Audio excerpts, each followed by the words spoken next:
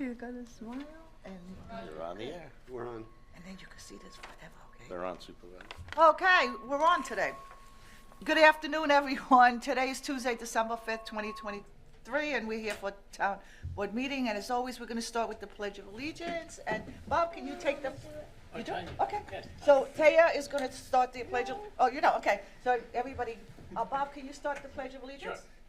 I pledge allegiance to the flag of the United States of America and to the republic for which it stands, one nation, under God, indivisible, with liberty and justice for all. Thank you. Bob and Frank, do we have someone from our faith community? Yes, today, I think I saw him here. Yes, he is. Okay, good. We have Reverend Andrew Montaro of the Community Baptist Church in Riverhead. Thanks for being here. Well, thank you very much for the opportunity to be here. And I spoke with Tim Hubbard just real quick, and he gave me permission just to invite the town board and invite the town. We're doing a special, what we call a community Christmas on Friday, December 15th at 7 p.m. And we're going to be having the old pipe organ that's still original with the building. We're going to have that playing and just singing some Christmas carols, doing some Christmas message, but also hot chocolate Christmas cookies for all. And so we'd like to invite the town just to come out, see the old building. We've been trying to fix it up some and just keep it part of the town. And so would encourage you to come out, celebrate Christmas and the Christ of Christmas with us. And so that's Friday, December 15th at 7 p.m. But let's go to the Lord in prayer. Dear Heavenly Father, we thank you for today. We thank you for the privilege of coming into you in prayer and even just the Christmas season as we look forward and all the busyness that is here. Lord, we pray that we would put you first, that you'd give us the wisdom to the town supervisor, each of the council members, just to make the decisions that would be best for the town, best for the people. We pray, Lord, just in our community during this time, that you'd give us peace, that you give joy, that you would calm some of the even friction that can be there during this season, and that we would look to you during this time. In Jesus' name we pray. Amen. Amen.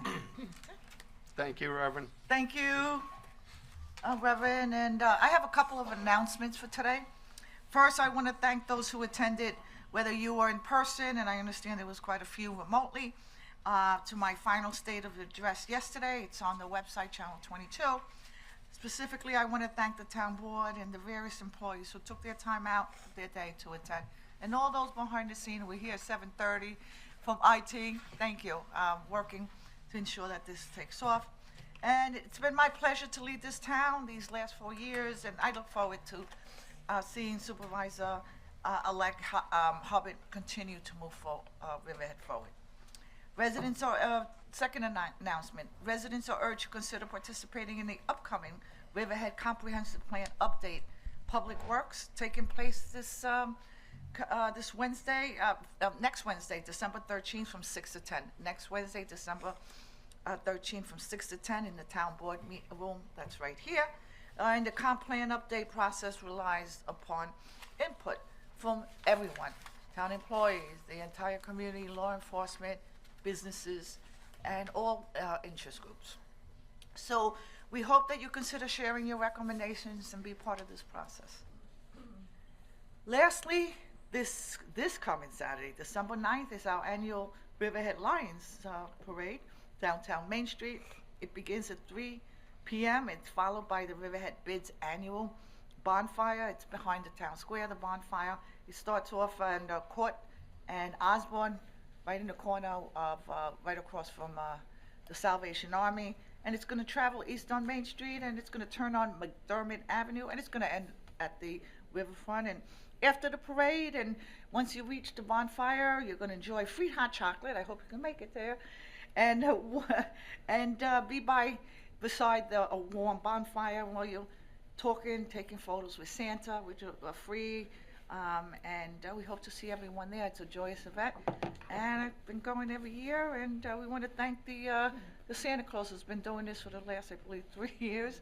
He usually comes out frozen by the time he's finished, but then we try to give him a good meal after that. So, and today we have a special guest.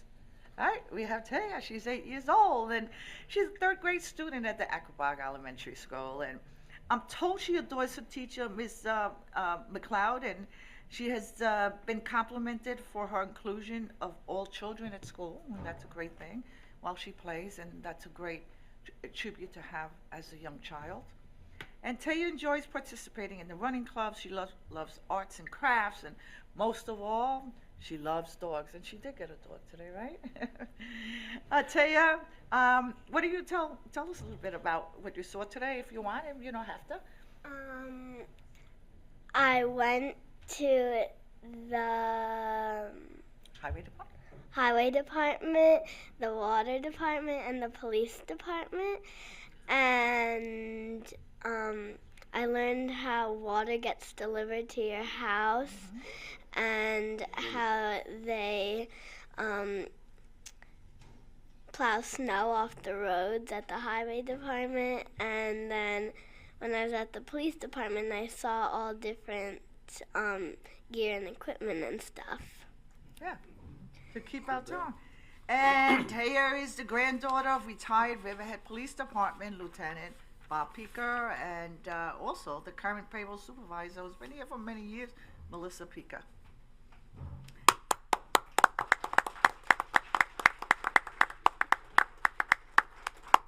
So thank you, Taya, for joining us as the supervisor of the day. We have a little plate for you, a little plaque. You can take that with you. And you're in for some excitement at this town board meeting, I promise you. It usually is. And we're happy to have you here today, and we're going to move forward to our town board meeting. Can I have a first and a second to approve the minutes of the regular town board meeting, November 9th, 2023? It was scheduled at 2 p.m., and there was a special board meeting on November 15th, 2023, and that was at 11:30. And then we have the regular town board meeting on November 21st, 2023 at 6:30. So we want to try to get these minutes in. If the board approves, we're gonna take a vote. So moved. Second. Diane, please call the vote. Kern, Yes. Rothwell, Yes. Bayrock, Yes. Hubbard, Yes. Aguirre. Yes. The minutes are approved. Thank you, Diane. Do we have any correspondence and Yes. reports? Okay, under correspondence, there were 55 petitions listing requests concerning the site plan application for 426 West Main Street, Riverhead. There was another petition to include 942 West Main Street into the Riverhead Sewer District. Under reports, the building department submitted their November monthly report, and that was $141,086.50. Town clerk November monthly report, $15,396.82. And the Riverhead IDA and Riverhead IDA Economic Job Development Corporation sent in their adopted budgets. And that's all I have. Great, thank you, Diane. And we're going to begin the public hearing. We have 5 scheduled for today, and we're going to begin the public hearing. The first public hearing is scheduled for 2 o'clock. Oh, what happened to, okay, stay on the clock. Now it's 2:17, and we're going to open up this public hearing. Did it? Great, thank you, Taya. And it's for the consideration of a proposed law, a local law amending Chapter 301 of the Riverhead Town Code, entitled Zoning Land Development Part 6, Workforce Housing. And Dawn Thomas, you're here to give us a brief overview of this code change, possible prospective code change. Yes, the proposed code change would give us a little more flexibility in our Chapter 301 Long Island Workforce Housing Act, which the town has adopted, which currently requires either the addition of a workforce house or the payment into a fund of a workforce house, so that we can continue to increase our affordable housing options. This code change would allow the developer to build that affordable unit on another site if, in fact, that person has that available to them. Very simple code change, just to give us a little more flexibility. Great. Anyone from the public care to come forward to add to this public hearing? I just would say any alternative site has to be in the same school district and hamlet.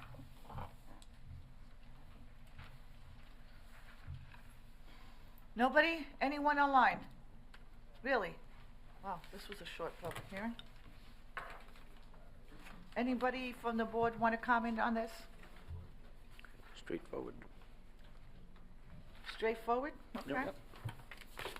Thank you. So now we're gonna close this, public portion and leave it open to written comment.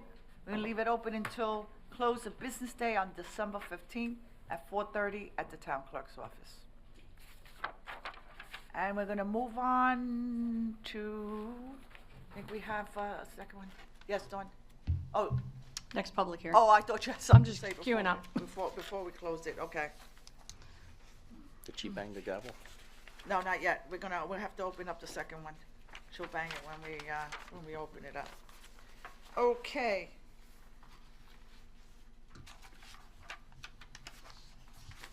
I just have so much paper here. All right, we're gonna move forward to, number 10. Our next public hearing was scheduled for 2:05 and the time is 2:19. And the time now is 2:19.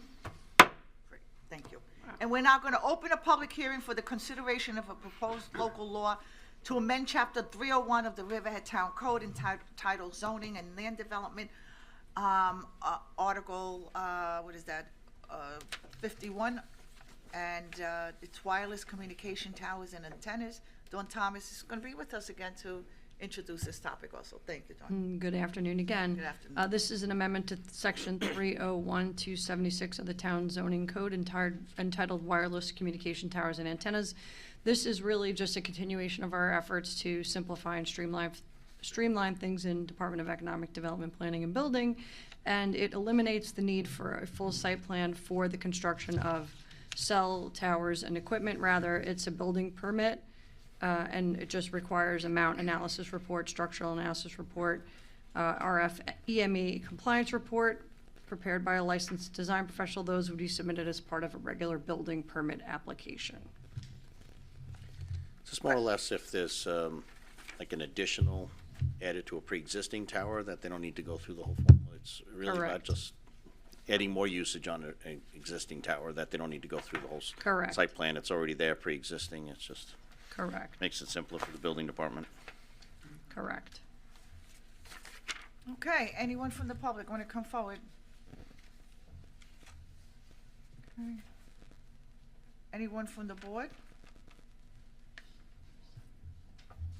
No one? Anyone online? Okay, so we're gonna close the public portion and leave it open for written comment at the town clerk's office until December 15th at 4:30 PM.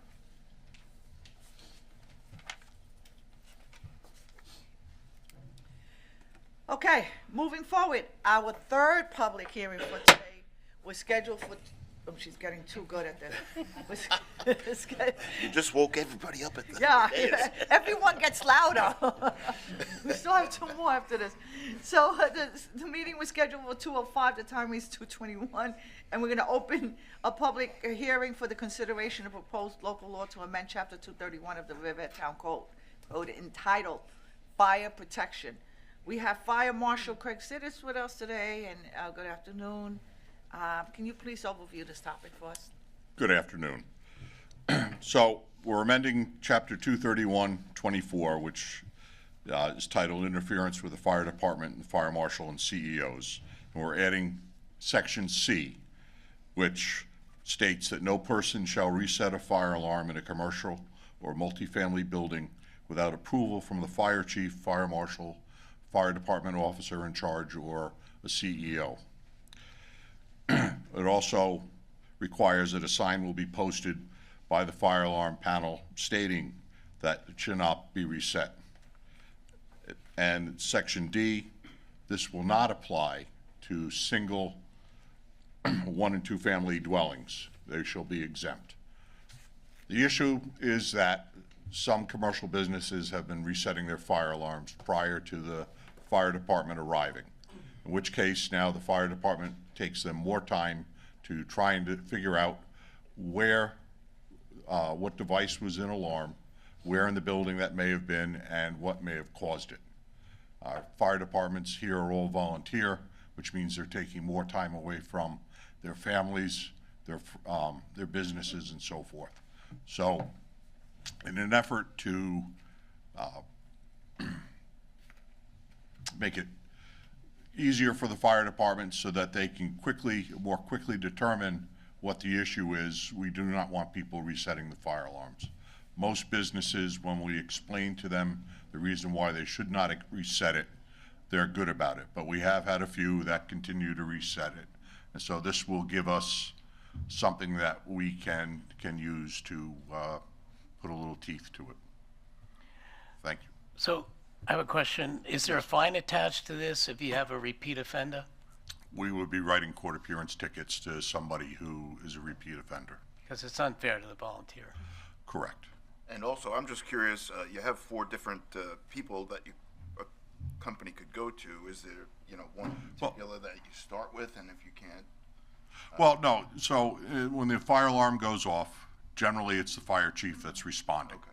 And they'll be the ones that will decide whether, when and where the fire alarm can be reset. Because once you reset the fire alarm, it takes it off the panel, so you can't see what zone or where the alarm came in from.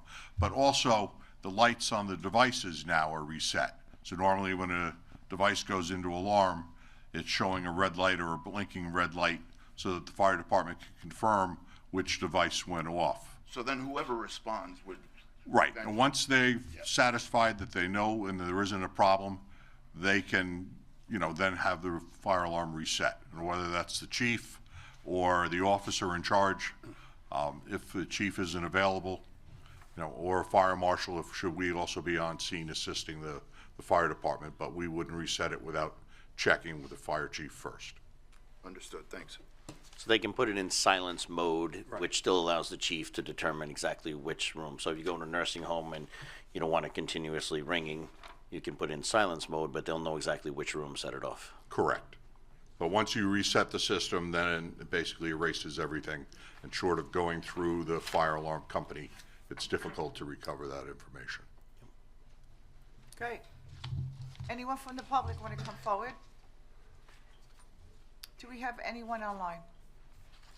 Does the board want to add anything further? No? To Councilman Rothwell's point, should there be something in here, or do we educate people that they can put it into silence mode and the importance of doing that? So generally, if we're having a problem, and our signage that we post next to the fire alarm panel says that they are allowed to silence the system, but shall not reset it. And so this is, again, some businesses, once you explain it to them why, that we don't want them resetting it, they're good about it. There have been others over the years, though, that have just reset it for whatever reason. And again, it just makes it more difficult for the fire department. And if it's a real emergency, it slows their response to finding it and mitigating it. So Craig, is there a charge for showing up and resetting the alarm? No, because the fire department does that in their response to the just alarm. let the public Right. know that- And when the fire department, if they're having an issue, they'll advise us, in which case we follow up with the business owner or the manager, and we explain it to them, and if it becomes, a problem, they continue to do it, then we would be writing tickets.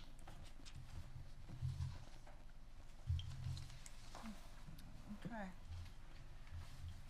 So, we don't hear anyone here. That's it? All right. So we're gonna close this, public portion of the meeting, and we're gonna leave it open for written comment at the town clerk's office until December, for 10 days, until December 15th at 4:30 PM, again, at the town clerk's, office.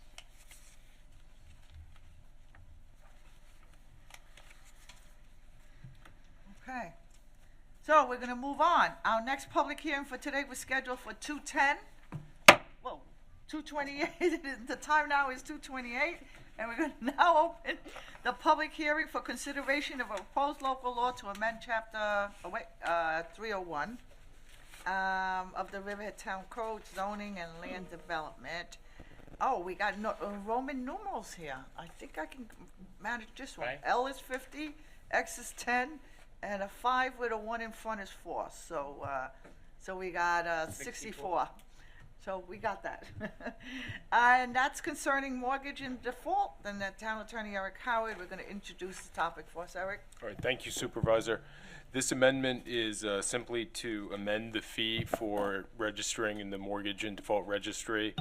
The state legislature changed the maximum amount last year in 2022.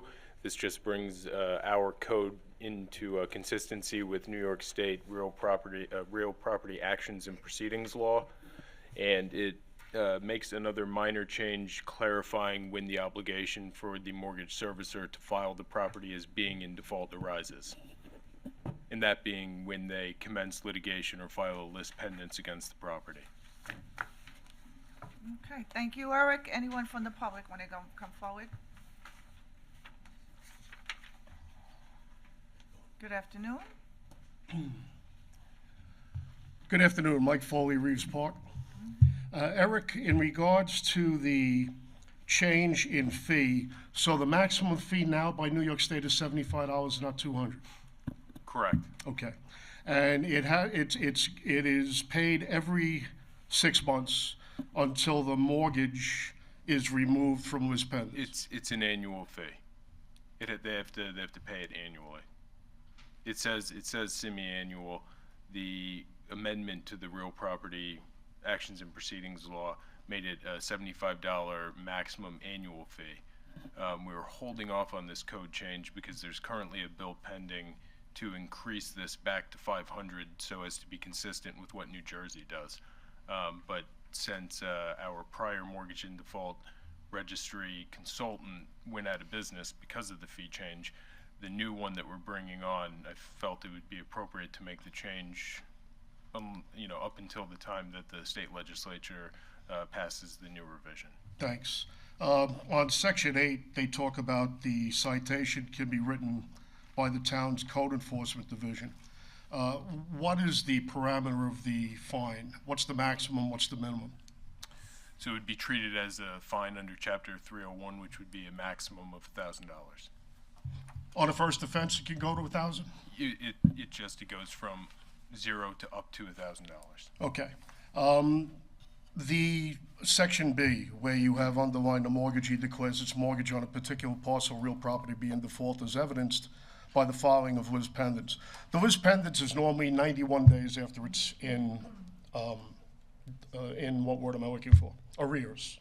Okay. 91 days normally? However, the particular mortgage bank treats it, whether they declare it to be in default, give the person a certain grace period to try and either work out a refinance or some kind of deal to address the arrears. It's when they take that action of commencing a court action and or filing the list pendants. Yeah, I see that it's the responsibility of the mortgagee to let the town know. Correct. If the property is vacant or is occupied, and I think that's a real good thing, and it's been in there. The question becomes one of how can we put this in a way that when the property falls into default and nobody is maintaining the property, that it doesn't become an eyesore.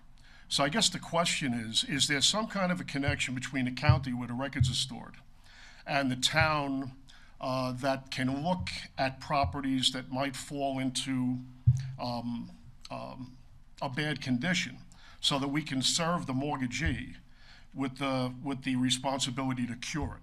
I think we've had problems in the town over the last 3 or 4 years of properties that fell into disarray and we didn't know who to go to.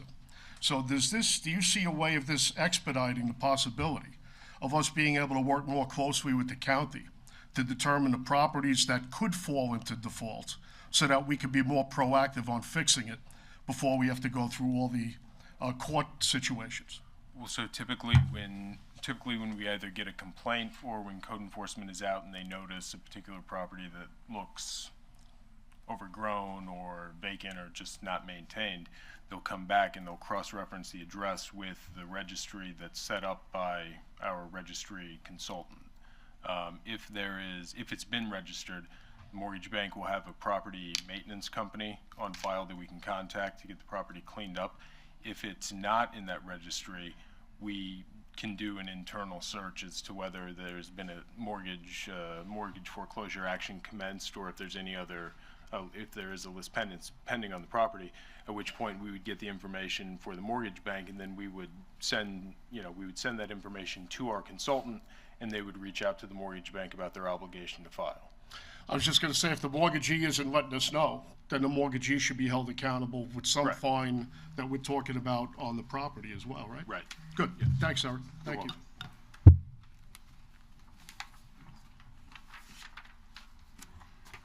Okay, anyone from the public want to come forward? Anyone from the board want to comment?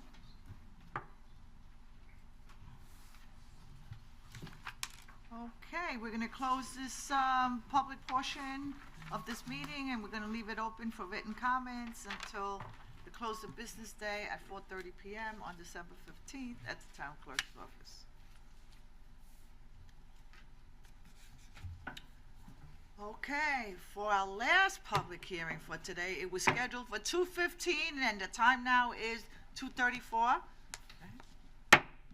Okay, and we're now going to open a public hearing for the consideration of a proposed local law to amend Chapter 301 of the Riverhead Town Code entitled Zoning and Land Development, and that's going to be Article 63, Plan Development PD, Plan Development PD Zone, Use District. Town Attorney Eric Howard, he's also here to introduce the topic. Eric, please. Thank you, Supervisor.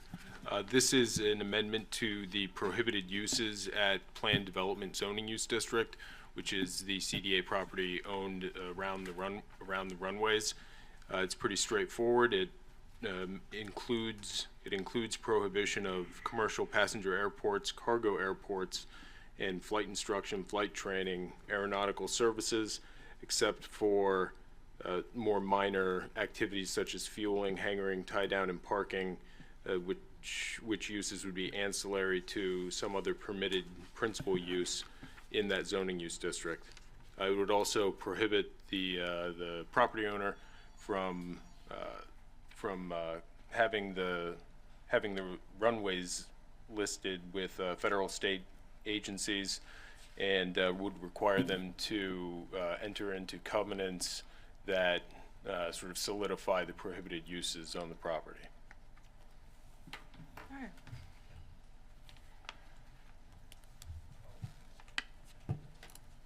Anybody want to come forward? Anybody have anything to add to this topic? Yeah. Hi, good afternoon. Hi, John Cullen, Northville. My first visit to the room here. Very nice. I hope they have big chairs like the very last meeting at the old room. As far as this resolution going on, it sounds like you're willing to make general aviation at the EPCAL runways. Is that correct? That's how I read it. Once you have tie downs, you're having people coming in and using it. Obviously, nobody's used that runway for general aviation in a long time. We did have Grumman there running the airport. Probably 30 years they were probably running planes up and down, their jets up and down the runways and using the property. And in 30 years, you can see the damage that was done to that area. And we've all dealt with it, watching what Manorville has dealt with.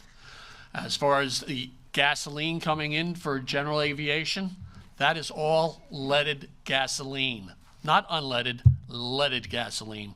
There's a reason why they got rid of leaded gasoline over 30 years ago in cars. But the planes and general aviation, the single engine little prop planes that you see, they're all running on leaded gasoline. Leaded gasoline, there's an airport in Santa Monica that is closing because of leaded gasoline, because of the pollution that it comes out and is, I'll say, it's fallen down on the neighborhood, let's put it that way. And that airport is now closing because so many people in the area are being caught up and they're all getting the lead in their veins or whatever from blood tests and going to the doctors. I think this is not a good area to have a general aviation airport. Obviously, you have Brookhaven about 10 miles away or 15 miles away, and you have Gobretsky right even closer. I could go on forever about this, but having tie downs, having fuel being brought into the planes is all saying this is what you plan on happening there. I don't want to be a Debbie Downer, but I don't think it's the right thing to do for the area. They've already been through enough commotion with the water systems that they have there, even though they're getting in some piping coming into the homes. But I could go on for more. I'm against this. And sorry to say, but thank you. As far as, I'm sorry, I see Dawn is here from CDA. As far as you may not know this, but there is a tank on the taxiway over by the Illuminati area, storage tank for fuel. Is that owned by the town of Riverhead, or is that owned by whoever owns Illuminati now? We don't even know if Air Wings owns it, 555, or Preston's I'm estate. familiar with that tank, and I looked into it last year. It was abandoned, it was checked, and it's fully plugged, and it's not capable of supplying any type of fuel. It's fully empty. So that tank will never be able to accept fuel. Yes. Thank you for your time.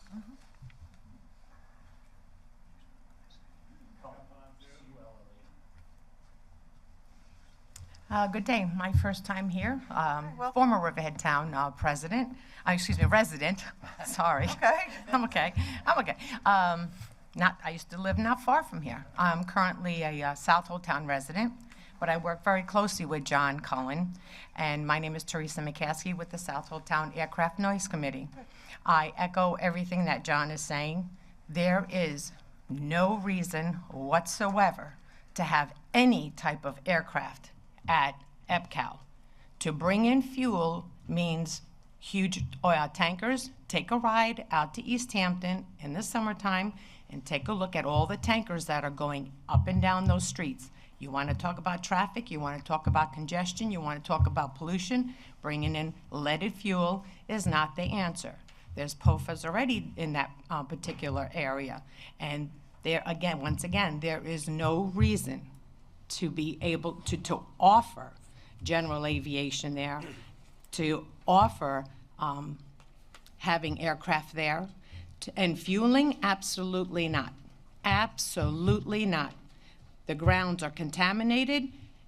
The representatives here are here to protect what's left, and it is your obligation to not offer that to the aviation industry, because once they come in and the demands are made, things will change. And again, this board is here for a reason, and it is to protect the grounds and the area of Riverhead. John and I have fought diligently to try to keep aircraft away from New York, from the North Fork.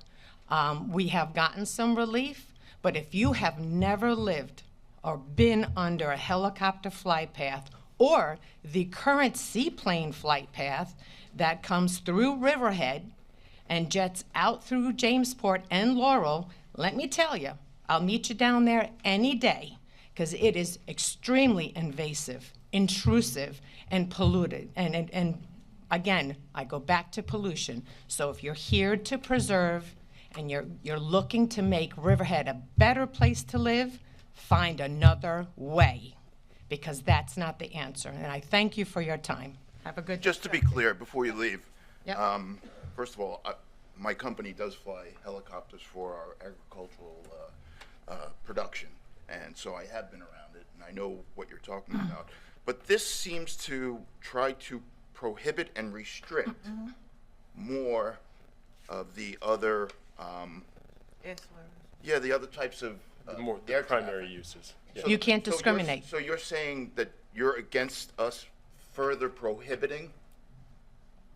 Aviation, yes. Okay, you're against it. I'm against it. Okay. Yes. Thank you. I'm not against agricultural, though. No, I I get it. I understand your business, because as a Southold Town representative, we met with a group of pilots that service different areas of the Northeast for agricultural purposes. I'm just But- asking that this particular public hearing is to restrict further uses at the airport, and you're against it. I just don't. No, I'm sorry. mean, Maybe I misunderstood you. I am against of any. You're saying this doesn't go far enough. It doesn't go far enough. I got it. That is correct. Okay, thank you. As the town attorney mentioned, that there would be fueling being brought in, that it is not a benefit to I Riverhead. just wanted to get it clear. Thank you. I apologize for my misunderstanding as well. Thank you. Thank you. Anyone else want to come forward? I got one on Zoom. You have one on Zoom, okay? All right, bring them forward.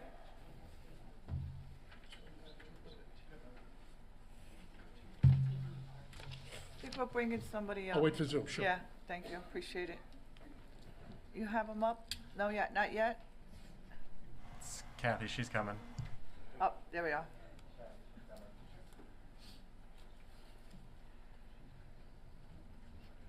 Hi, Kathy McGraw from Northville. Can you hear me? Oh, everybody can. Yes, we can. Okay. I never know. Just a couple of things. When this came up before, I believe Barbara Blass raised with you, Mr. Hubbard, the possible inclusion of the words not only air cargo, but also air freight to be added to this language.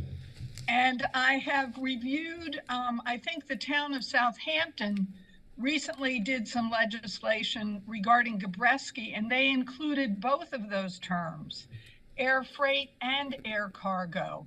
So I would urge the inclusion of air freight, but I would also urge not using those runways at all.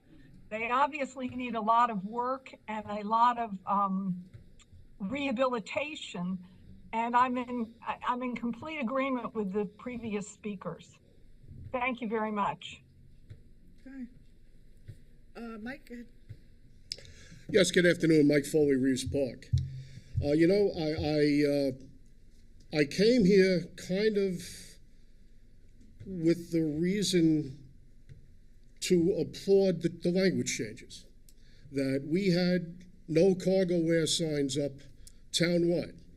We were concerned that 555 was going to abuse the land, as they have been wont to do in other locations. We have 555 in the rearview mirror, and everybody in the town is thankful for that. And I'm sure we're looking forward to the best case uses of this land. John Cullen is, in my mind, the preeminent authority on the ability for these kind of airports to be abused. We're thankful that he's here, and everything that he says I value. So it was beyond my ability to notice the changes that had actually negated to prohibit general aviation. So I'll just ask the question, because I'm sure you guys have thought this out. You know, the perfect should not be the enemy of the good. And this, I think, is a good step. I think it eliminates, in my mind, all of the things that we were in terror of. Cargo jets coming and going at the discretion of the owners of the land without having any town inclusion.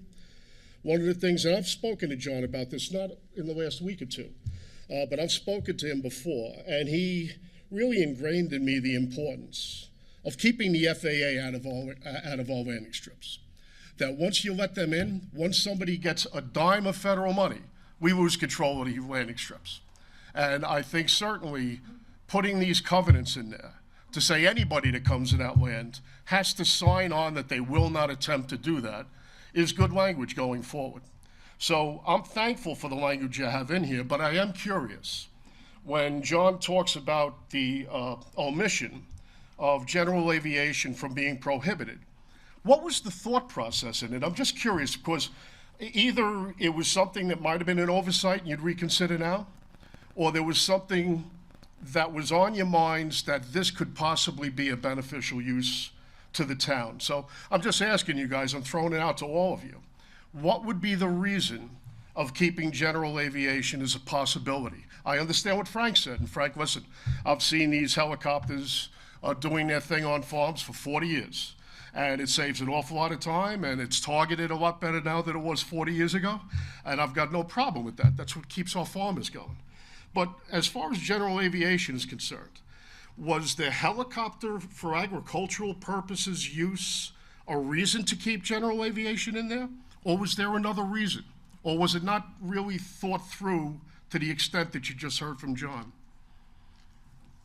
Just asking all of you, because all of you had a comment that The is. town attorney, Anne Marie can Yes. explain. Is Anne Marie behind me? Yeah, she's right behind you. Wonderful. Come on in, Anne Marie. I'm gonna stay close. And my only comment was, because she had mentioned the air traffic of helicopters, it had nothing to do with this in particular. Right, and I didn't know, again, what that would be considered. Is that part of general aviation, or is it something else? It wasn't done intentionally by me. Right, well, we're gonna find out. So, just to be clear, what hasn't been read, and the language it includes, the fueling, hangaring, tie-down, parking, and maintenance must be ancillary to a permitted use. This legislation does not open up EBCAL and its runways to general aviation. It simply does not. The language is intended to be as restrictive as it is and be consistent with the environmental record going back to the date the town acquired the property from the United States Navy. And in that FEIS going back to 1998, what the study was and what was determined that small corporate planes and prop planes could be utilized for the runway and used to increase the value of the development to the entities that were coming in. And that's what this language states. Stay put, Anne Marie. Is there a way of classifying the general aviation other than, and I see what you're saying here, Anne Marie, that it is maintenance ancillary to a permitted principal use, which is what we're talking about. Is there a way of further restricting general aviation so that it would be more plain to John Cullen? Because John Cullen's my subject matter expert, and when he's concerned, I'm concerned. So is there another way of looking at this that can further restrict the term general aviation? So it just so happens I was seated next to Barbara Blass today, and I think we can add a further clarification without redoing the notice to include and not open to the general public. I think that changes de minimis. I don't think we have to renotice it. Next, with respect to Kathy McGraw's comment, I did research on the definition of cargo.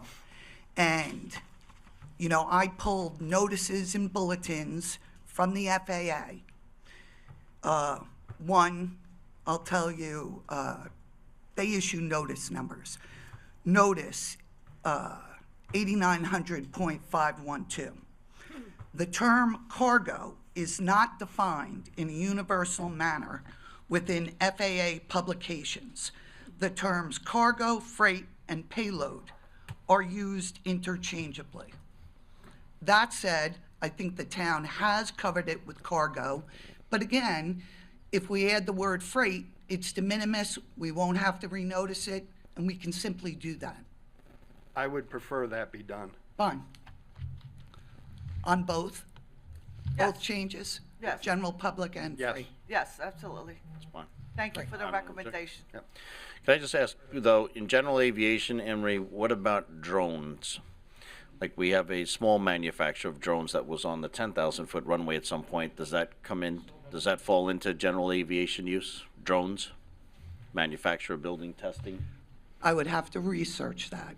So this Honestly, could off the be cuff, I another, wouldn't know, but- and if it's something small where somebody is flight testing or just, manufacturing a building, studying, researching different drones and the abilities, that's a significant difference than a Boeing 747 coming down and landing on a runway. It's just, but I don't know, it may still fall under general aviation.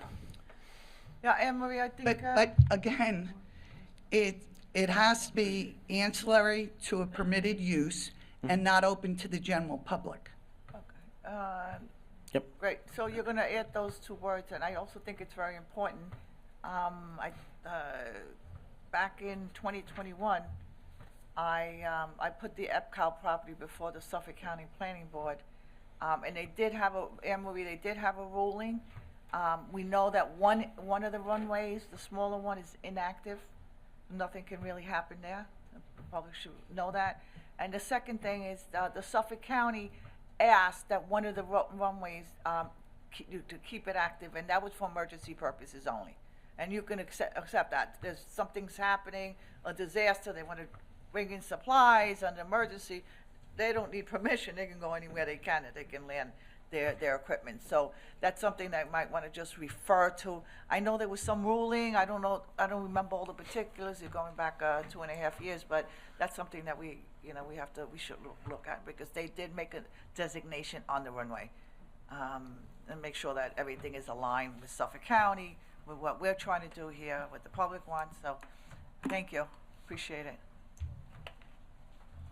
Let me just wrap up by saying, 2 months ago, this town was in an uproar about 555 coming in here and running a cargo airport out of here. EPCAL Watch mobilized the community, informed the town board and the people around it to get them out. They're out. You couldn't have gone faster, Yvette, than you did. The IDA turned it down on a Monday, and you called a special meeting on a Tuesday to get them out. I don't know what you could have done faster. This wording is directly related to us trying to limit as much as possible the airport use going forward. If there's other things that Barbara Blass and John Cullen want, I want to hear it. But I think this is a damn good start, and I thank you. Okay. Anyone else want to come forward? Anybody online? Kathy again? Okay.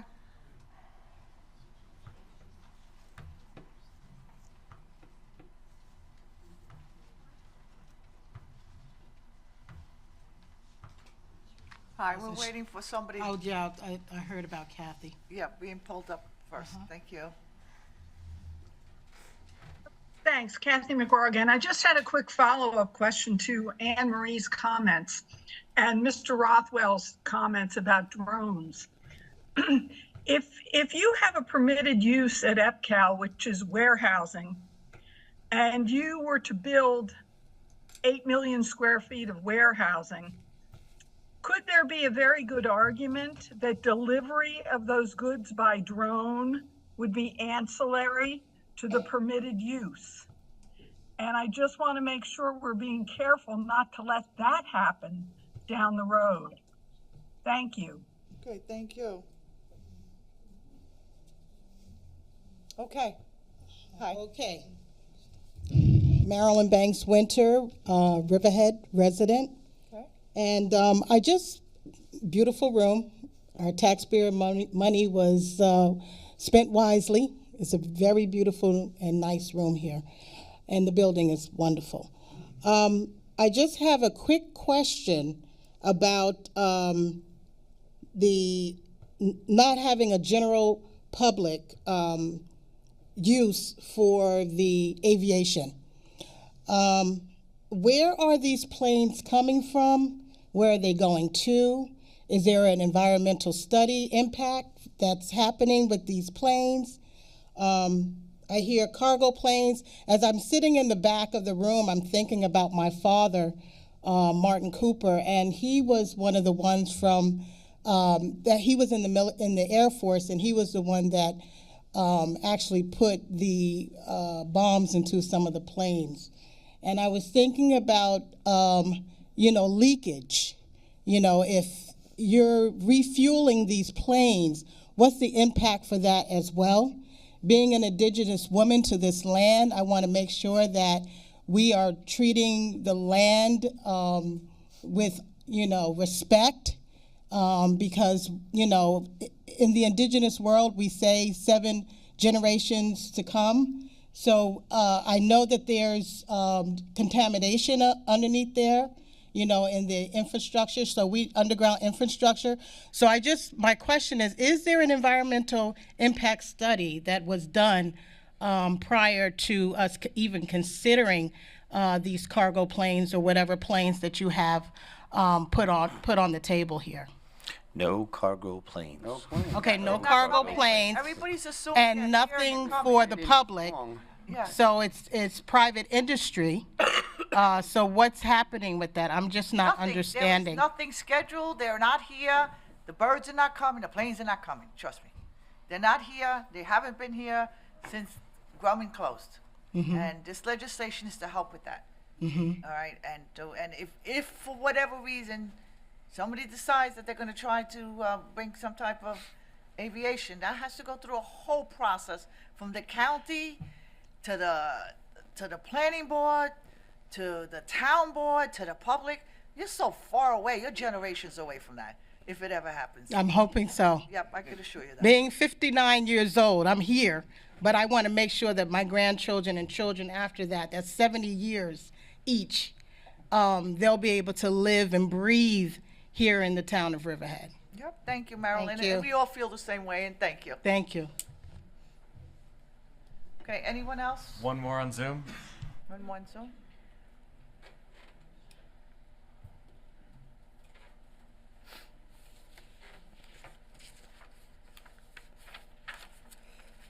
Is this exciting?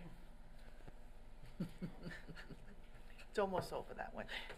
And then we're going to do... Another hour. Hello? Yes, we can hear you, Martin. Hello, Martin Sunlewski, Riverhead. Yes. I'm just inquiring as to, or actually wanted to speak with regard to this particular public hearing, really about the process and how this is proceeding. Everybody has seen an aerial of the Grumman site, and what's most prominent on an aerial satellite view is the two runways. Today, basically, you have a public hearing to amend the zoning, which effectively is realistically going to wipe those two runways right off the face of the earth for the most part. I mean, not in terms of quote unquote some small ancillary uses, but in reality, they're going to lose their value. When you look at that aerial, a lot of people see that as the biggest asset to the property, a property that was deeded to the town of Riverhead by the Navy for economic development. When it was deeded to the town, it wasn't deeded to 5 town board members that are voting on a resolution. It wasn't deeded to, any one particular person to make a decision like this. You're looking at a zoning amendment. This is a far cry from a zoning amendment that affects property that, let's say, is privately owned. A zoning amendment to a district where all the lots are privately owned. This is a zoning amendment to a property that is the property of the residents of the town of Riverhead. And you might be surprised. I know there are a lot of people that oppose the aviation use, etc. And, they're absolutely entitled to that. First Amendment, put the signs out. A lot of people feel that way. But, I don't think the quote unquote town is in an uproar. There are certainly a lot of people who are passionate about it. However, you might be surprised to find that there are also a lot of people who think that these runways are a good asset and should be considered in the future planning of this development, especially now that CAT is gone. It's going to go into a next phase, I presume, and we're going to be looking for proposals of the property. This is going to basically cut out a lot of proposals. Even like flight training, things like that. What about, aircraft maintenance, other things like that? Basically, you're cutting it all out. With that being the case, since this property really belongs to the residents, and you're looking, the residents are the stakeholders, and you're looking to change the zoning on this property, why would you not consider putting this out for a referendum vote to the residents of Riverhead? Since the residents of Riverhead are all stakeholders in the Grumman site, why would you not put this out as a resolution, set it up with the Board of Elections, have an election so all of the residents who are all stakeholders in Grumman can make a decision? Nobody could argue that. If they, the majority of residents say, no, we don't want aviation, erase it off the face of the earth, great. There may be a majority of residents who say, no, we really should consider aviation in the future. And in that way, the board wouldn't have to decide. It would be decided by the stakeholders. Just asking you to consider that option. Thank you. Great, thank you. So to be clear, this is a zoning amendment. It's not a referendum issue. As the town board and the public is well aware, zoning and the implementation of zoning should be supported by the environmental record. The environmental record does not support passenger or cargo and supports the limitations that you are seeking to adopt with this amendment, not the FEIS done by the Navy or the 3 volumes done by VHB, which too heavy for me to carry down. It's not supported. So you're actually correcting and making clear the PD zoning because passenger, cargo, etc. are not supported by the environmental record. It's not a referendum issue. It's adopting zoning which is supported by an environmental record. Great, thank you. The year escapes my mind, but there was a referendum done on whether EPCAL or the Grumman property should be used as an airport, and I believe it was almost 3-1 and against use of as an airport. So that was in 1991, and what that referendum was, whether the town should own, operate, and pay for an airport at the EPCAL site, to be clear. Great. Anyone else online?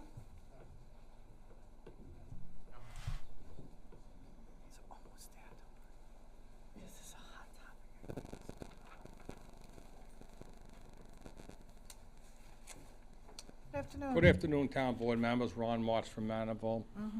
I know we're having a pretty argument, not an argument, discussion about this airport again. Okay. And I heard about, listen, you can look at all the aerial maps and everything. When you're looking at the aerial maps, you're not looking at what's underneath that ground that was caused by airplanes. Any airplane on that thing is going to, sooner or later, is going to have a leak. That's, every airport has that. Look at Gabreski, look at the problem they had in East Hampton, right? Do we need that? Really?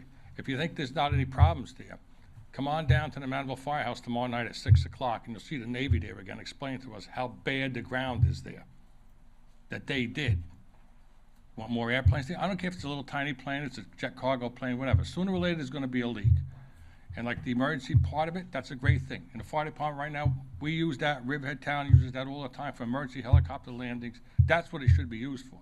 An emergency cargo plane coming, say, from Europe or something, that has mechanical problems, can't make it to Kennedy, take the runway. That's what it was. Originally, that was, it was put. I think it's still on a record that one of those runways has gotta be maintained for emergency use only. Has to, yes. That's right. So we don't need any more airplanes there. I mean, and then like you're talking about, people don't want to, look at the cargo thing right now. How many people were against that cargo? And as soon as you say airplanes and EPCAL, look out. Town board knows that. I don't know what you're going to do about it, but really. I mean, nobody wants it. I mean, people talk they want it. Maybe the people that own the airplanes want it. Or maybe the people that want to fly into Calverton and jump over to the Hamptons quicker or something like that want it. But we don't want it. I live there. Our water's still messed up, which the town board knows that too. I mean, we're not getting anywhere with that. We're getting slow but sure. We're getting the water over there, but whatever. But and anybody, like I say, you should have like a public referendum sometime. Let people vote and see. You're going to find out that people don't want that airport. Any planes. I don't care if it's a Piper Cub or whatever. But anyway, thank you. But I said, if anybody has any questions about, believe it or not, what airplanes can do, just come to the firehouse tomorrow night. Navy's going to be there. They'll tell you how bad it is. Thank you. Have a good day. Thank you. You too. Okay, anyone in the board want to comment? Just Ron's asking what we're gonna do. We're banning passenger airplanes, cargo airplanes, commercial planes. It's kind of straightforward. We are doing something for it. Got one more on Zoom. One on Zoom. One in Zoom?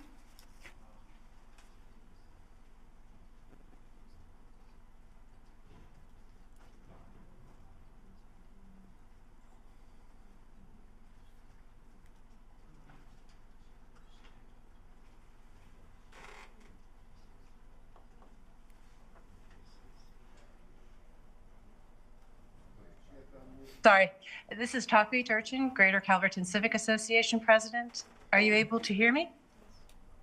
Yes. Thank you.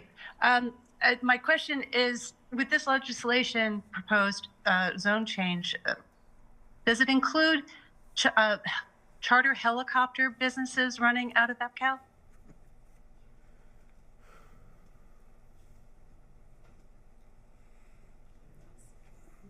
It says commercial passenger airport, so anything that someone would be paying to be a passenger for commercial purposes, it would include. Yep. Okay, so that would be like the Illuminati building, that's the estate owns the building still, and if they were to try to sell it to a company who wanted to run charter helicopter flights out, they would be prohibited? Correct. Thank you very much. Okay, thank you. All right. That's it. All right, this is going to conclude our public hearing portion of our meeting today. We're now going to move on to public comments on the resolutions before us today.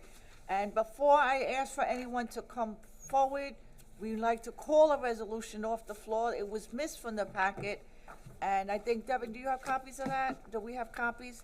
Taya, can you give that to the board, the copies of this paperwork that, yeah, you just give every member a copy of this. Okay, just go around and give it. So this, we're calling this was missed. There was a time constraint here, and so we're gonna call it off the floor. And then once we give you a few minutes to read it, first of all, we have to take a vote on that, and then you can make comments on all the resolutions, including this. All right, and then after the comments, then we're gonna vote on all the resolutions. Thank you. So, we'll give everybody a few minutes. Thank you, Ms. Mayor. Do we have copies, is this online? This resolution online so people can access it? Yep, if we can throw it online. So we like to call this resolution off the floor. Yeah, I'm familiar with it. I'm so moved to call it off the floor. Okay, so for first of, okay, we're gonna have to read it first. If you're gonna vote here, why don't you read it, Bob, and call it off the floor, and then we're gonna take a vote on it. Sure. It grants preliminary approval for the site plan application 426 West Main Street, AKA The View, 426 West Main Street, and 116 Sweezy Avenue, Riverhead, New York, Suffolk County Tax Map number 600-128-2-10 and 14.1. So moved. Seconded. All right, now that we have a second, Diane, can you please take a vote to take this resolution, pull it off the floor and add it to today's packet? Kern. Yes. Rothwell. Yes. Bayrock. Yes. Hubbard. Yes. Aguiar. Yes. This is Resolution 897, and it is taken off the floor. Okay, if anybody in the audience want to look at this, you can get a copy here. Now we're going to open up for public comments on any of the resolutions before us, including the resolution that we just added. Is this going to have a number, Diane? 897. We're going to have it as 897. So, Tim, can you read it when it comes up? 897? Sure. Okay. What's 896? That's the new one that we're calling off the floor. What's 896 pays bills. Oh. Pays the bills is Frank. We missed you. Somebody had to come in your place.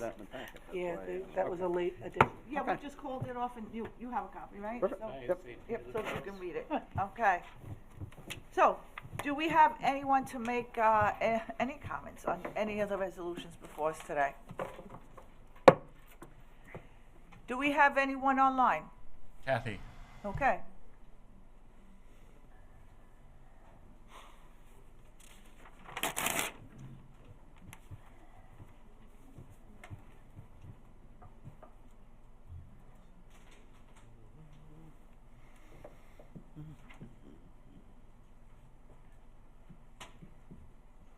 Kathy McGraw, Northville. I'm sorry to be such a pest, but I would like to say that taking this resolution off the floor doesn't seem quite right. I know there were, I saw in the correspondence that there's a petition regarding this property, and there are a lot of people who have an interest in this, and taking this resolution off the floor gives them no notice whatsoever to come before you, the board, and make comments. And I don't understand the rush, why this can't be put off until the next town board meeting to give the public an opportunity to come and comment on this when there is a fair amount of interest. Thank you. Okay, I thank would you. just point out that the board held a site plan, public hearing on this site plan application and left the comment period open for it in excess of what the normal time period is. Which we So did. there has been a sufficient and adequate and lengthy period of time within which the public could offer comments.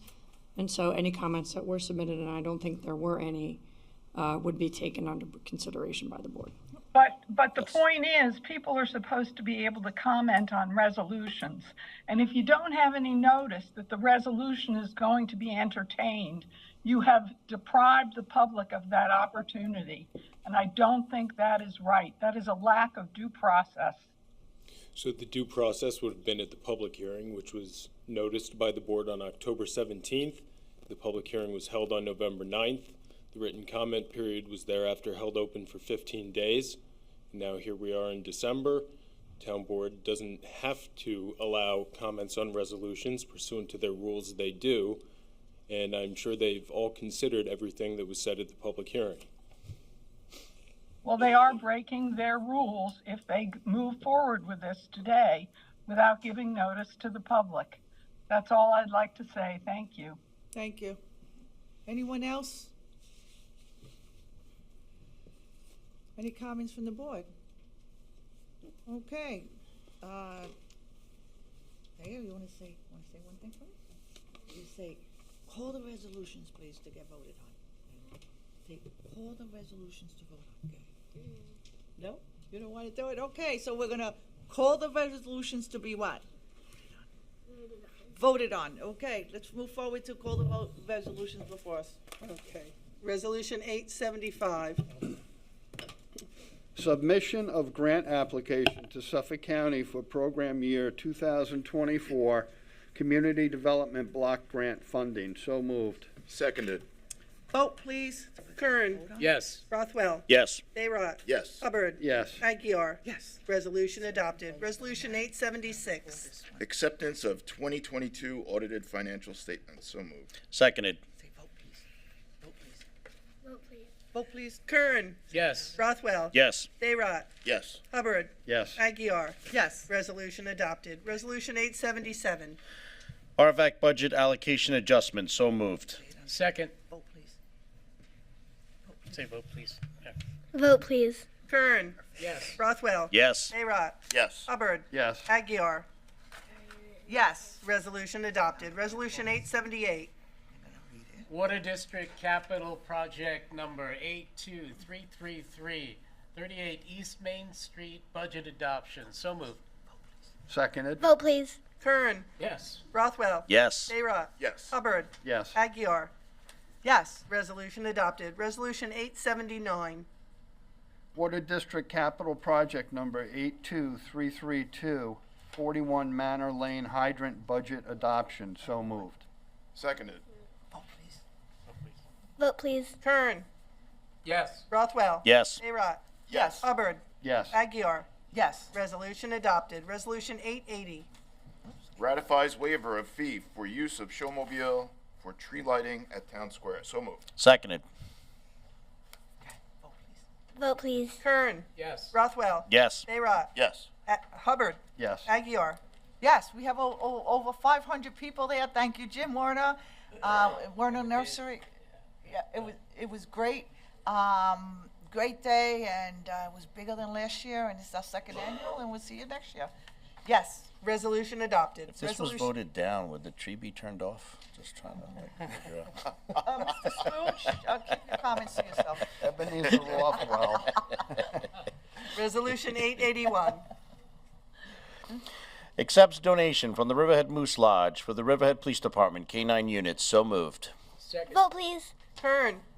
Yes. Rothwell. Yes. Bayrock. Yes. Hubbard. Yes. Aguirre. Yes. Resolution adopted. Resolution 882. Ratifies acceptance of donation for new town hall opening. So moved. Vote, please. Seconded. Okay, vote, please. Kern. Yes. Rothwell. Yes. Bayrock. Yes. Hubbard. Yes. Aguirre. Yes. Resolution adopted. Resolution 883. Ratifies acceptance of donation of plaque for new town hall. So moved. Seconded. Vote, please. Kern. Yes. Rothwell. Yes. Bayrock. Yeah, thank you to Jay Petroselli. Hubbard. Yes. Aguirre. Yes, Jay Petroselli donated the close to $3,000, the plaque, our cornerstone, which is right outside our town hall. And I didn't realize, but he actually built his building. So it's very interesting him to circle back again to retrofit it for the town hall. And yes, I vote yes. Resolution adopted. Resolution 884. Appoints Registrar of Vital Statistics, James Wooten. So moved. Seconded. Vote, please. Kern. Yes. Rothwell. Yes. Bayrock. Yes. Hubbard. Yes. Aguirre. Yes. Resolution adopted. Resolution 885. Reappoints Deputy Registrar of Vital Statistics, Julianne O'Neill. So moved. Second. Vote, please. Kern. Yes. Rothwell. Yes. Bayrock. Yes. Hubbard. Yes. Aguirre. Yes. Resolution adopted. Resolution 886. Appoints Marriage Officer James Wooten. So moved. Seconded. Vote, please. Kern. Yes. Rothwell. Yes. Bayrock. Yes. Hubbard. Yes. Aguirre. Yes. Resolution adopted. Resolution 887.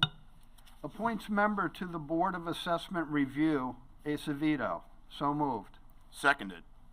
Vote, please. Can I just pause for a minute? I think we needed to do amendment We have to do an amendment on this one. Uh-oh, what happened? with the dates, I believe. Oh, the dates? Okay, so the commencement date of the term should be amended to October 1 of 2023. And then the term should expire on September 30, 2028. And that's pursuant to real property tax law. Right. It's a 5-year term, right? It's a 5-year term specifically from the October to the September. Right, okay, so, all right, so, we're gonna have to take a vote on the amendment and then vote on it. So can you take a vote on the amendment, Diane, and then we're gonna? Okay, resolution 887. To amend. To amend. Motion. Second. Vote, please. Kern. Yes, as amended. Rothwell. Yes. Bayrock. Yes. Hubbard. Yes. Aguirre. Yes, Marge has served on this board in the past, and she's a very engaged member of our department, and she came forward, and it's great to have someone of her caliber come on the board and to help this town, and thank you for your service, and yes, absolutely, I vote yes. Resolution 887 is adopted as amended. Resolution 888. Got it. Amends resolution number 2023-863. So moved. Seconded. Vote, please. Kern. Yes. Rothwell. Yes. Bayrock. Yes. Hubbard. Yes. Aguirre. Now, this was amended, was this changed in any way? This resolution? No, it wasn't, okay. Perfect. which Okay, I vote yes. We're reading now. Okay, yes. Okay, resolution adopted. Resolution 889. It's out of order. It's fine. 88. Yeah, it's out, they were out of order, that's why. It's fine. 888? 889. 889. 889. Is the next one, bicycles. Okay. Oh, that is the amendment. Adopts a local law to amend Chapter 213, the Riverhead Town Code entitled Bicycles and Electronic Scooters. So moved. Second. Vote, please. Kern. Yes. Rothwell. Yes. Bayrock. Yes. Hubbard. Yes. Aguirre. Yes. Resolution adopted. Resolution 890. Establishes time of regular meetings of the Community Development Agency 2024. So moved. Seconded. Vote, please. Kern. Yes. Rothwell. Yes. Bayrock. Yes. Hubbard. Yes. Aguirre. Yes. Resolution adopted. Resolution 891. Establishes time of regular meetings of the town board, 2024. So moved. Seconded. Vote, please. Kern. I forgot. She's so good at that. You get really good. Yeah, I'm reading them, and I was like, Tired. Rothwell. Yes. Bayrock. Yes. Hubbard. Yes. Aguirre. yes. Resolution adopted. Resolution 892. authorizes the supervisor to execute declaration for sanitary system at Veterans Memorial Park. So moved. Seconded. Vote, please. Kern. Yes. Rothwell. Yes. Arot. Yes. Hubbard. Yes. Aguirre. Yes. Resolution adopted. Resolution 893. Authorizes supervisor to execute contract of employment with police chief. So moved. Second. Vote, please. Kern. Yes. Rothwell. Yes. Arot. Yes. Hubbard. Yes. Aguirre. Yes. Resolution adopted. Resolution 894. Authorizes the town board to enter into an agreement with an employee. So moved. Seconded. Vote, please. Kern. Yes. Rothwell. Yes. Arot. Yes. Hubbard. Yes. Aguirre. Yes. Resolution adopted. Resolution 895. Resolution authorizing legal actions against the owners, Riverhead NY Properties LLC, and all tenants and occupants of premise located at 911 Ostrander Avenue, Riverhead, New York. So moved. And seconded. Vote, please. Kern. Yes. Rothwell. Yes. Arot. Yes. Hubbard. Yes. Aguirre. Yes. Resolution adopted. Resolution 896. Nope. Pay bills. Pay bills. So moved. Seconded. Okay. Vote, please. Kern. Yes. Rothwell. Yes. Arot. Yes. Hubbard. Yes. Aguirre. Yes. Resolution adopted. Resolution 897, this is the one that was taken off the floor.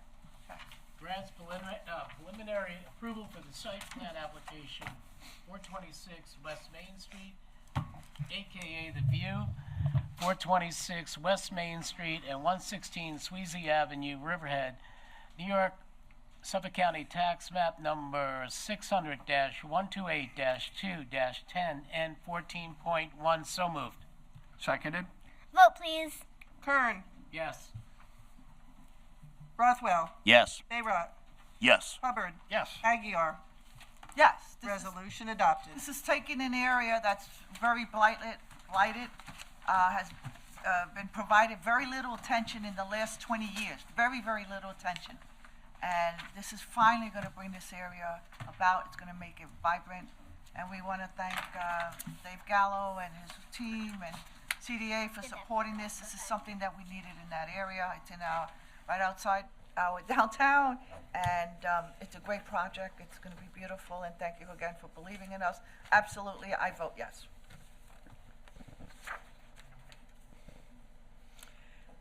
Okay, thank you, Diane. This concludes our resolutions for today, and at this point, we're going to open up for comments on any matter from the audience or online or the board. Anybody want to add anything to this meeting regarding any topic? And how you doing? I haven't seen you in a while. Well, we saw you upstairs. I know you did. Minutes ago. I Hi, first Eric went in. Biegler, Park Road, Riverhead, Reeves Park. And let me try to get this in order correctly, all right? I'm a little ahead of myself here. Taya, thank you for a great job. You did a wonderful job. I see public service in your future. And I hope you realize there will be a test tomorrow on what you learned. No. Uh-oh. No. Diane, are you done with us this year? The end of December, yes. Thank you very much for your service. It's Thank been a you. pleasure working with you in the town clerk's office for all these years. We are going to miss you, and good luck in whatever you're It's been doing. my pleasure, thank you. Appreciate it. Councilman Bayrod, you are also leaving us at the end of this year. I am. We thank you for your public service. Thank you. I'm sure you learned a lot about public service in this venue, the good, the bad, the ugly. I really did, and I've enjoyed it. Thank you. Hopefully, we will be seeing you, if not around town, certainly at one of our favorite eating establishments. I hope you will continue to come. Certainly will. Yvette, first I'd like to say thank you to your staff who have always been very supportive of what we do, very helpful. I don't know how many of them are going to be staying on to the next administration. I think they should if they could. They were very big assets to this community, but thank you specifically to certain individuals who did really great job. then finally, Yvette, thank you for what you've done for this town. You have led us through some difficult times, the pandemic, other things that have gone on. I did listen to your speech the other day. I really don't have any more to add to it except for thank you. And we wish you good luck in whatever you're going to be doing. We're here for you, like you were here for us. And as far as my staff, we've been told by Tim that he's keeping most of the staff. Keeping all the stuff. Good. All the staff, which is very good. They do a fantastic job. To the new council people who, I'm not sure they're all One here. of them is here, One of them is here. Joanne Chwaski. And to the current sitting council people. Yes. We look forward to working with you in the next year or two. I want to say something, though, about the building. Well, let me say also congratulations to Tim, who'll be now moving into supervisor. Again, we look forward to working with you. The new building got my first tour today. It is very impressive, but a little sad. Kind of remember the old town hall. You were able to just walk in and see everybody. Use the bathroom? Use the bathroom. Well, I've been told that I can still use the bathroom. And shower sometimes. And it's just going to be a little difficult getting used to seeing you all, and which brings me to my word of, I don't want to say it, it's just a suggestion. Be a little bit more out in the communities. Get to know the communities. Get to know Reeves Park, Northville, Baiting Hollow, Hortons Avenue, Doctor's Path. We're not going to see you as much if you're in this building up on those ivory towers. So please come out and say hello to us. And this will be the death of us all, the phone. We do like talking to people, not just emailing, not just texting, not just doing different things. We got to talk to each other. That's how we'll get over any of the differences that we have and any of the arguments that we have. So that is only my suggestion to you all for next year. I look forward to spending more time in town hall this next couple of years. I haven't been here Change the locks, quick. I haven't been here in a while, but that concludes what I have to say, except I wish you all a happy holiday, a great New Year's, and a very prosperous 2024. Thank you. Thank you, Eric. Same to you. It's more aluminum than ivory. Okay, so do we have anyone else? Here we go. How you doing? Hi, John Cullen again. Eric took my thunder away, so I'm going to let that all go by, and I'll come back another time. Is it Tanya? Taya. Taya, fabulous job today. You got $1 million smile. Thank you so much, and Merry Christmas to you and to everybody else. Just a quick question, Eric, you might be able to help me out on this one. Who owns 400 David Court over at EPCAL now? Is there, or are they still in litigation? That property was in litigation. I believe it should have been sold to 400 David Court LLC. So would that be? Or is that the prior owner? So it's back in Daniel Preston's estate? No, they were trying to move it out of there. No, I'm aware of that part. I believe And then they had were- litigation they were with. in contract, and I don't know whether this. went Okay, to how would I find that out? the real property at the county center. Bureau of Properties. Thank you for your time. Yep. Thank you. Anyone else?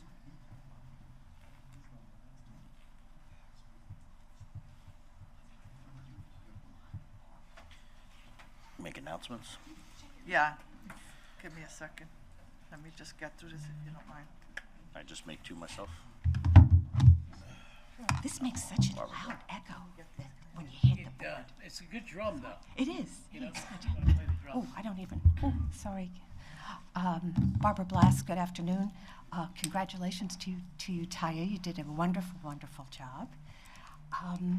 I would like to know if anybody has an update on the Suffolk County Water Authority project through Riverhead to bring water to South Old Town. Is there an update on that? That's Aquaman. I don't see him. He's back there. Oh, right.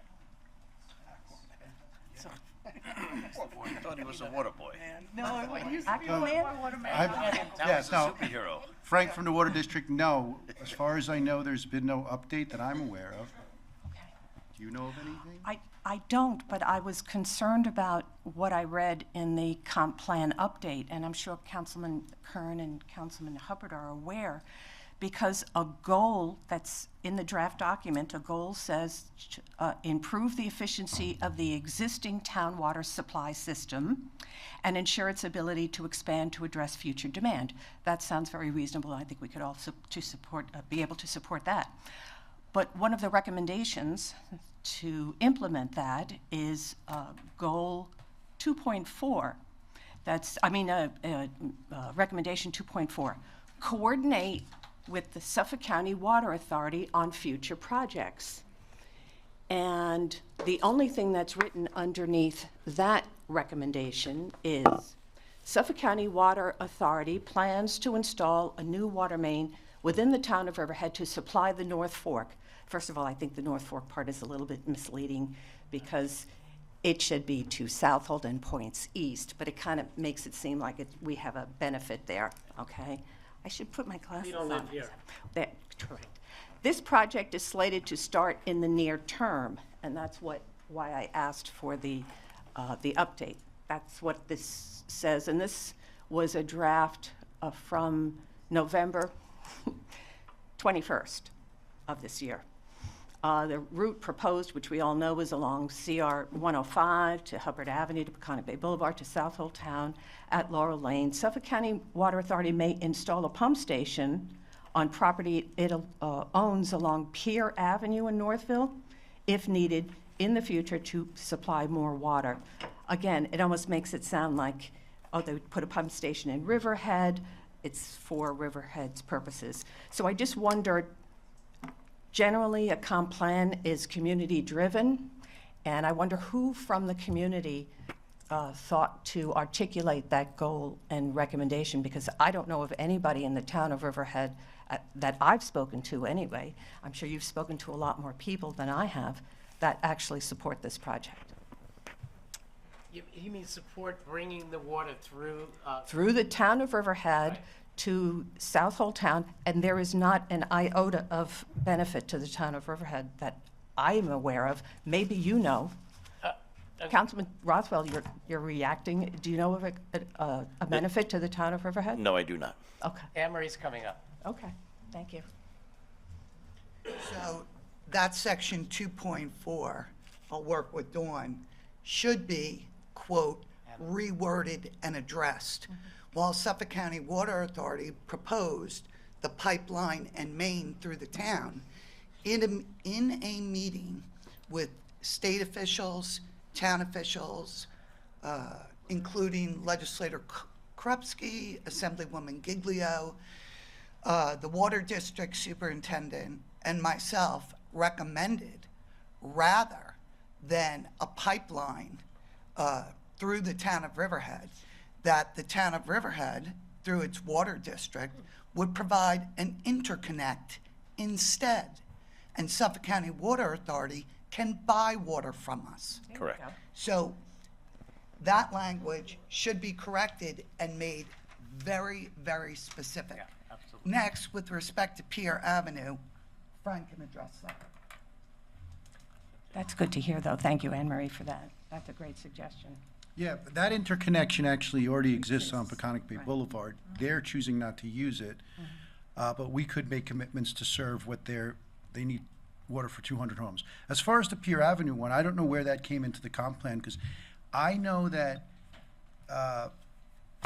probably 15 years ago, they did a test boring at Pier Avenue, and they were working with the town on developing a site that they would use similar to their Herrick's Lane site, where they would pump water over at Riverhead to points east. That test boring never worked out, so they never chose to develop a well field there, and I don't see that happening anytime soon. So I don't know, that should just be removed, because that's old news, I would say. Okay. I'll also praise Frank for the fact that last year during a water emergency through the Suffolk County Water Authority and other agencies, we provided enough water. We held and did not go into a state of emergency, and certainly we had the ability to supply if necessary, should it be requested. We do receive water from the east, from the west, and we can certainly provide water to the east. We're self-sustaining. And I agree that we should use the existing infrastructure and not rebuild, build There's no reason to tear up our streets and go through communities. It's not necessary. Terrific. Thanks, Barbara. Barbara, thanks for bringing that up, and Yeah, so you're that welcome. we can clarify this. Appreciate that a lot. Great. Thank you. Just one more comment if I could, and that's not my, wasn't Time's up. Come on, Barbara. Time's up. I know. I know that we had a resolution not long ago that Michael Reichel explained about the delinquent sewer rents from the county. And I also read recently the GEIS that's forming the new sewer district and sewer treatment plant in Southampton. It's a brand new district, and it literally comes right up to the county center, basically, Nugent Drive. And I'm just wondering why no one, or maybe if you have, it would be wonderful to hear, but it would be helpful and certainly putting Riverhead's interests first to suggest why, if you're forming a brand new sewer district, why wouldn't you consider capturing the flow that's generated in your town? Because they talk about how it's so important to further development in their town, and yet our town is encumbered, if you will, because especially since now they're not up to date on their payments. So it's not only that we are taking in capacity that may or may not, in fact, that same chapter that I talked about water in the comp plan talks about sewer and how important it is to monitor the sewer capacity. So what I'm saying is, wouldn't we have that much more capacity to further develop, should we choose to do so, downtown without having to deal with their sewage treatment, that they are building a plant right next door? Why, or can we somehow appeal to the county, the health department, if under normal circumstances, the health department would say if there's a plant nearby, you've got to connect, whether it's water or sewer. Barbara, I think Dawn could help, help with sorry. this a little bit. That'd be great. Yeah. So next Tuesday, the 12th of December, there's a public hearing in Southampton at Town Hall relating to the DGIS for the. I'm planning on attending. I have a bunch of things we want to talk about. I haven't discussed all of those things with the board yet. I will this week once I get them, my thoughts all situated, but that is certainly one of the comments. In addition to the potential to rethink the housing plan there in light of the recent developments in Riverhead Town and in our demographics just generally, and in relation to the school district. And so that's all. We're wheeling all of that. That's great, because Barbara? I had I think their comment period is extended through the middle of January on that, so I was going to write something, but I didn't want to. Yes, okay. Yeah, Barbara, that's always been a concern. Okay, just, That's been a concern for the last year and a half. They're building this water treatment. They're getting a lot of money from the county for it. They're building upwards of 2,200. We're worried about something going up at 86 units. 2,200, right in the borderline of Riverhead. All those people are going to be going to the Riverhead School District. It's going to tax us. They're going to be on Main Street. We don't know if people are going to care for these units. It's very, very concerning, and I'm glad that finally somebody's starting to look at it.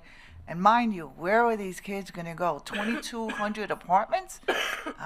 This is no longer what if and maybe or 20 people, 20 students going to school. We're talking about possibly hundreds and hundreds. So it's a big concern. I haven't heard a lot recently. I've had raised this in the last few years. What's going on? Nobody's talking. We have to make a pitch, and we have to let them know you can't tax our community. We are in the middle of developing and smartly, and we're doing the right thing that we can for our town. And, why didn't Southampton build it in the Southampton Village? Where do they bring it? They bring it right to the borderline of Riverhead. Something's got to be done. And so finally, thank you. And any letters, if you can make it to that meeting, I'm glad to hear that Dawn is taking some initiative and be there, but there are many, many concerns. And I understand what you're saying fully. Thank you very much. And by the way, Barbara, as a business person, when I first found out about how far behind they were, the county, on their payments, I literally said, turn the switch off. We're all saying that, actually. I know it probably would be a civil thing to do, but. Can I just? A bit more to it. Can I ask Dawn, can you repeat, this is a really important date. So I think it's important that everybody knows about this meeting in Southampton. Yes. It's going to have a dramatic effect on the citizens of Riverhead. So you want to just. So the hearing is on December 12th at 1 p.m. at Southampton Town Hall. It relates to the draft generic environmental impact statement on their proposed sewage treatment plant. And so as we were discussing, there are a number of impacts that could be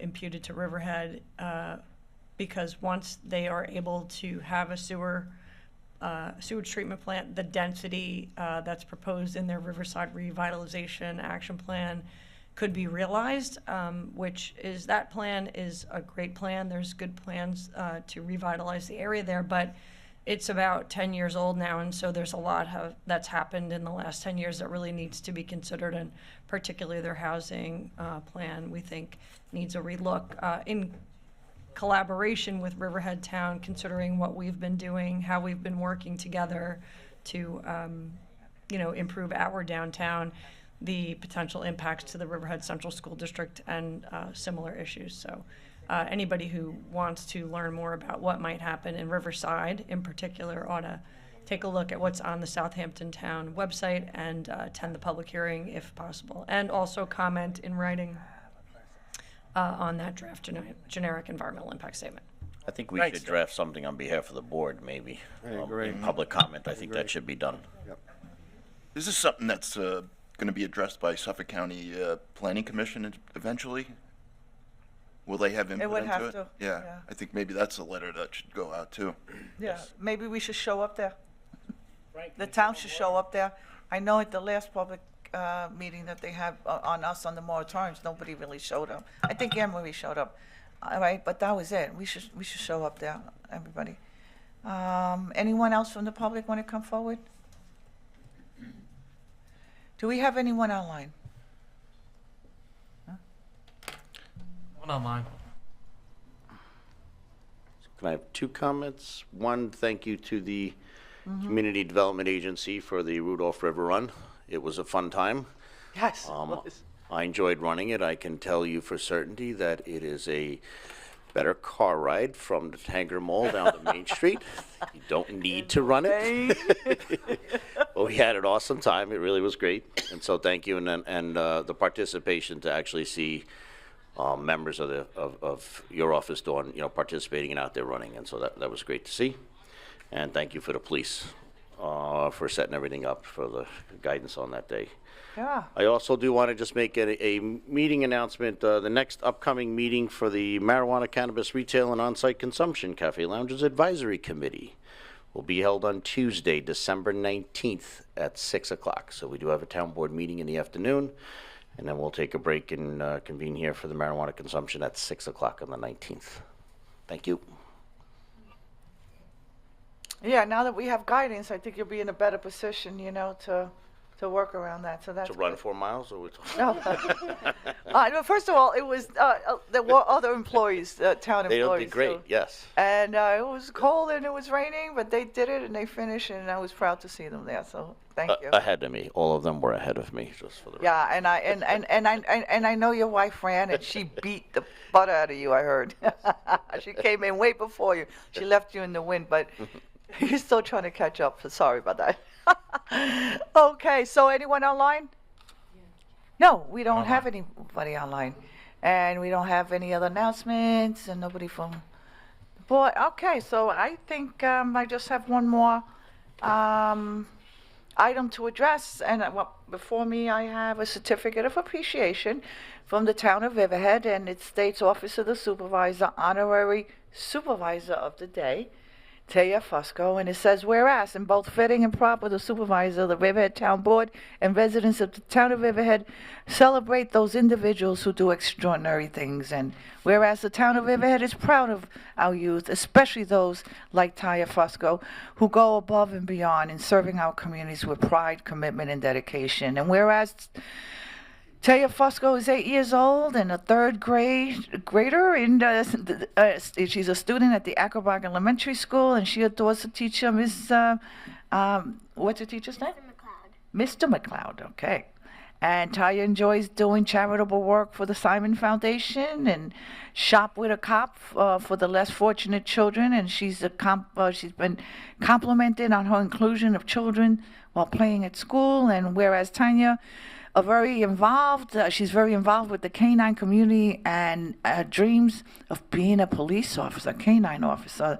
Tanya attends Riverhead's recreation camps with Miss Amper, and this past April, she even participated in the polar plunge. Give you a lot of credit for that. With the Riverhead Police Department. Good, right. I bet you beat them into the water. And yeah, she has, she's a donor. She's raised $3,000 for her causes, and she loves to read, she draws, and she likes to travel. And oh boy, she's going to be spoiled. Her favorite places are Aruba, St. Martin, and Georgia. Okay, they're teaching you well. Tanya wants to go to University of Georgia and be a Georgia Bulldog cheerleader. And whereas the December 5th, Taya Fusco is an honorary supervisor today. She has experienced daily responsibilities of the Riverhead supervisor, including presiding over the Riverhead Town Board meeting. Congratulations, not everybody can stand out and stay to the end. Therefore, be it proclaimed, I, Yvette Aguirre, Riverhead Town Supervisor, along with my board, my entire town board, Riverhead Town Board, do humbly thank Tanya Fusco for serving as honorary supervisor today, and we wish her much success in her many future endeavors. So that's yours.